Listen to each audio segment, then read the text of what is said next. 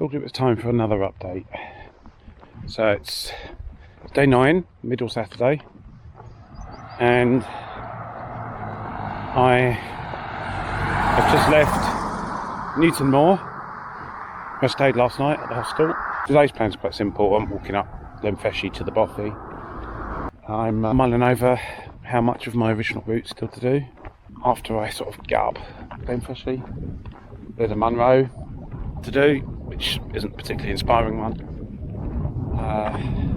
Don't think I'm doing it. The biggest question really is over my detour sort of north of Braemar and into the back door of Ballater, as I'm putting it. It's not too bad.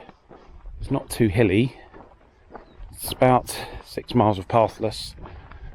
It's whether I can be bothered to do that. So I think I'm just going to see what happens.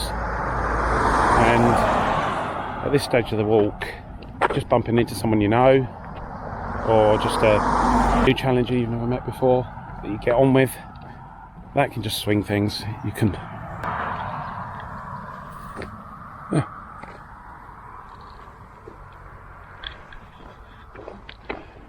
almost stepped on a rabbit. At that stage, particularly as I have seen 4 people, and all in the last few days, one at a time. So we're at the stage of the walk where a bit of company can alter your plans slightly. So my sort of feeling is I'm going to take the easiest possible route to Ballater, hunting a friend there, 2 friends there in fact, and then walking with one of them over to Tarfside. Once you're at Tarfside, you're done basically. So I don't really feel the need to get back on the more ambitious part of my plan. And it's quite comfortable, pleasant walking, and I'm sort of minded to keep that going rather than take it up a level again. You know, as I've said already several times, it's not to test the manliness, this.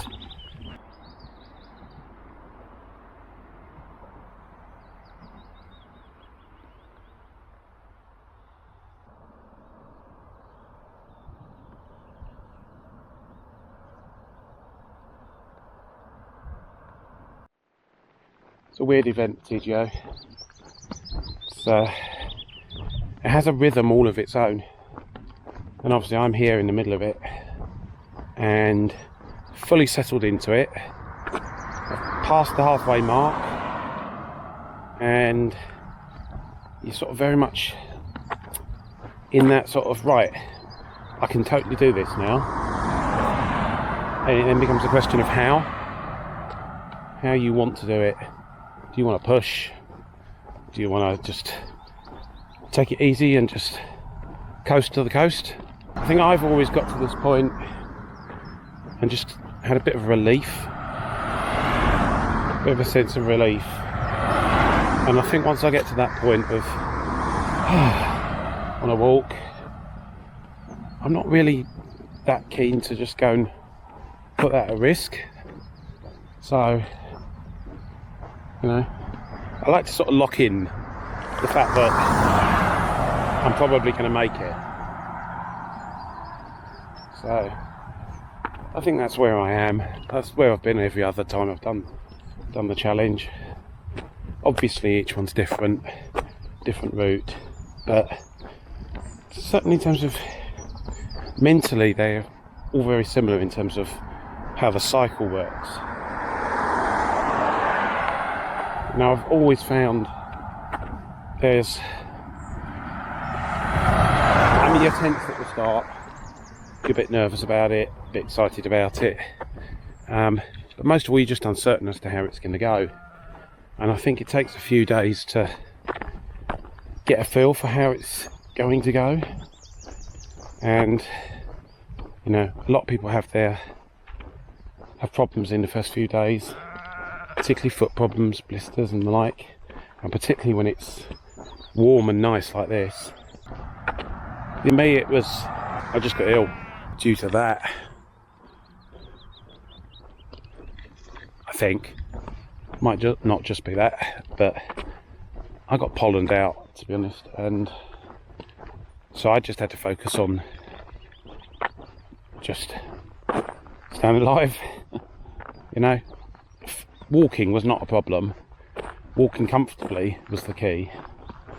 And I'm really glad I did what I did, and I removed the stress from the walk. I mean, the walk I did up the Great Glen Way and then across to Newtonmore via the Coriac Pass, it wasn't any easier in the sense of how far it was longer, or in terms of how much climbing there was, it was about the same as what I'd planned, but the path surface was, you know, firm. There was no boggy paths or sort of any of that sort of navigation to do. It was just, you know, I didn't have to worry about what was underfoot.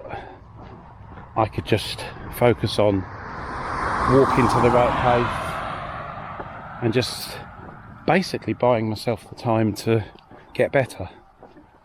And I do think, unless you've got the sort of problem that makes it painful walking and makes it difficult to even make progress, there's a lot to be said for simply just keeping yourself in the game. My wife referred to it last night when she said I was through the Slough of Despondency. I think somebody's been reading too much Pilgrim's Progress. I'd love to say I'd erudite enough to know that, but she told me that's what it was from. So I'm through that. I'm through my bad patch. Every TGO has a bad patch of some sort, and I think I'm through it. So I now just want to make sure I don't get into another one.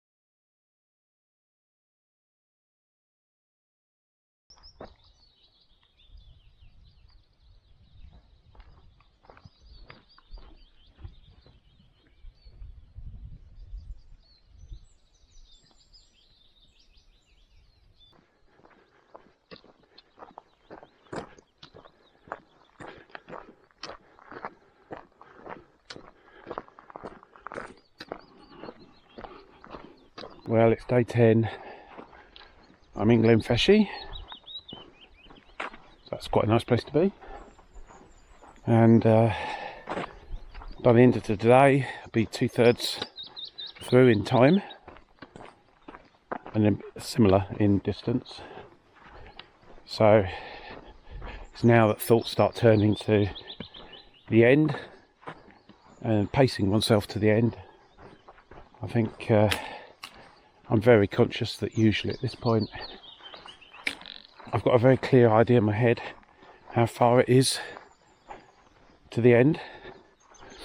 So whilst I want to slow down and enjoy, there's like a minimum I need to do as well to make sure I get there on time. But it's also about making sure I don't push too hard and get there too early. So I've done that before.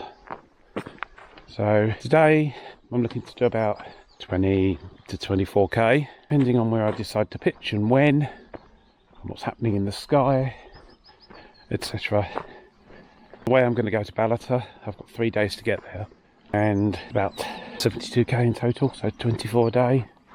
That's quite comfortable, and to be honest, that's even achievable in 2.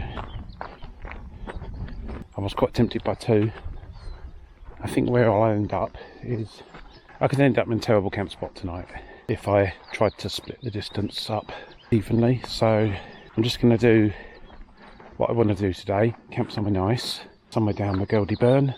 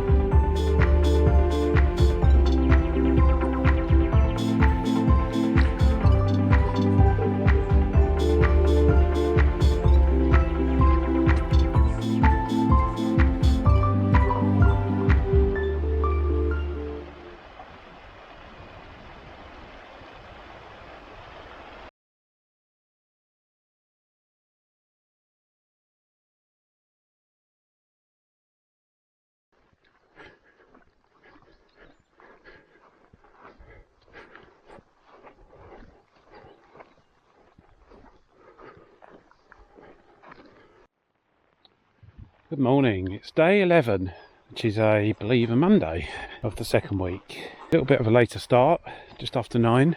I was in two minds as to what to do today. So I've got campsite booking in Ballater for tomorrow night, and Ballater, via the route I'm going to take, is 42.2 kilometres, a marathon. So the extreme, I could do that in a day if I'd set off early and felt good. More realistically, it's one full day and one short day. So I had a bit of a debate this morning as to whether to do the full day today or the short day today. I generally prefer to bank the miles, then have a short day, sort of recover before the next big day, if you see what I mean. But to be honest, there's not really much in the way of places to camp at that sort of distance at Ballater. So I sort of came down on the side of do the short one into Braemar today.